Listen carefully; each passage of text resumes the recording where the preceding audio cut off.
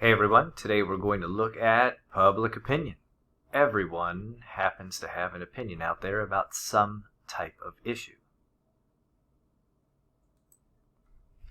First off, we look at our political culture in the United States. Our political culture are basically the shared values and norms that we have on issues such as liberty, individualism, equality of opportunity, and private property. It doesn't mean that we all agree on how those issues are to be put into policy, but we do believe in those values in the United States. And when we look at public opinion in general, we as private individuals have these ideas that we believe government should find prudent to heed, meaning that our government should listen to what we have to say in our belief system. A famous political scientist gave us these ideas about public opinion. V.O. Key said that public opinion attaches itself to issues of public concern. It also sets boundaries of public policy that citizens might find acceptable so that we don't have leaders making extreme choices. Opinion is different from judgment, and sometimes it's important for the government to follow the opinion of some citizens rather than others. So then we have to figure out who among the citizenry is more educated on the issues, and therefore we probably should listen to them, perhaps, I don't know, than to other individuals. So public opinion is something that we really have to take into consideration, but how much into consideration do we want to take the public's opinion into the decision-making process? We hear about it so many times about the issue of elites, or who are these elites in the United States?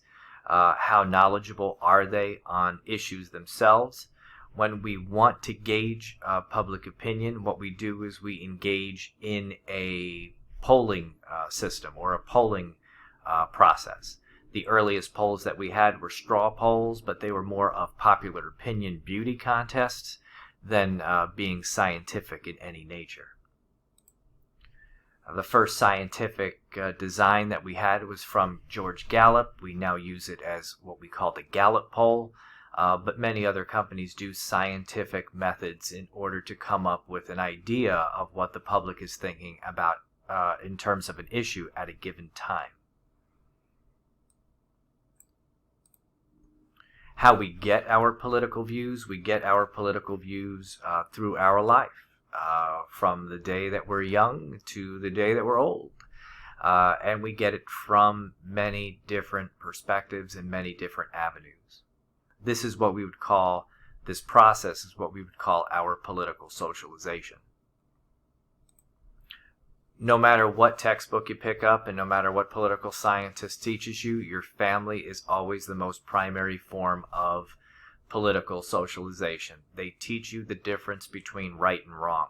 They might not teach you about politics, but they do teach you about good versus bad, and then you kind of take that good versus bad or right from wrong and you put it into your political thinking as well. We also look to our schools, our religious institutions, our work, our friends, our associations that we join, and the media. We do have differences of opinions, no matter if it's about gender or race or religious affiliations, so that should be no surprise in our country as well. We are a very diverse country, and therefore we have diverse opinions as well that follow. And that also goes along with where we are geographically in the United States.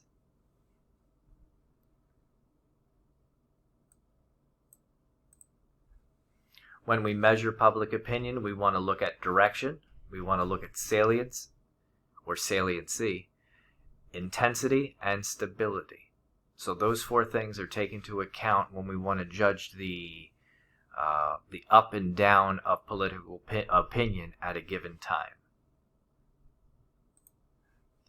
There are various forms of polls. The only one that's on this list that is not a scientific poll is a push poll. A push poll is nothing more than propaganda to get people to think a certain way about a candidate, but it is not an official poll, but it's kind of designed as a deception to get people to think a certain way, like I said, about a given candidate. But benchmark polls, trial heat polls, tracking polls, and exit polls are all scientifically done. When we talk about scientific polls, we want to make sure that we get a random sample. The sample is a representation of the population. We want to make sure that we either do it in a simple fashion or a systematic fashion. And then also we want to do it randomly. That is the most important thing, that everybody has the opportunity to get picked, but we are not singling one particular person out over another when picking individuals to give their opinions. Every poll has errors that come along with it, so nothing is perfect. We have to understand that. We want to make sure that when we ask people questions, that we do not ask them leading questions that direct them into an answer that we're expecting them to give.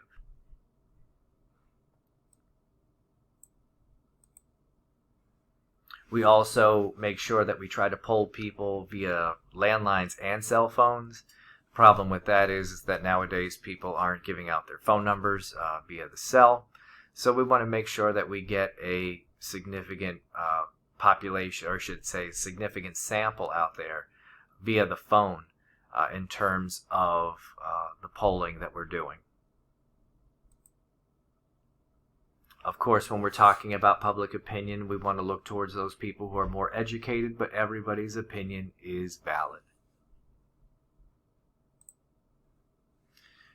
A big thing that we have in the United States today is political cynicism, but also we have political efficacy. Internal political efficacy means that we judge how much confidence we have in our own ability to understand the political landscape.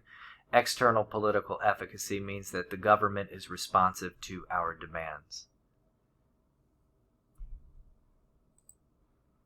And then also from time to time you'll hear about political ideologies in the United States, whether you are a liberal or a conservative, where you stand on a left to right scale. To the left you'll find the liberals, to the right you'll find the conservatives, and there you see what liberals and conservatives believe in. And then you'll also find what libertarians believe in and populists.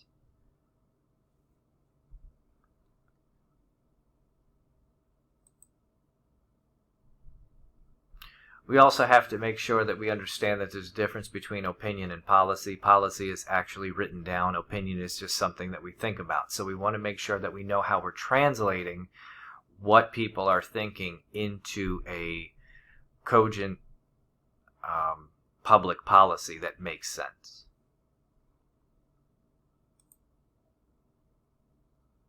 So we do have to understand that there is a big difference between policy making and opinion making.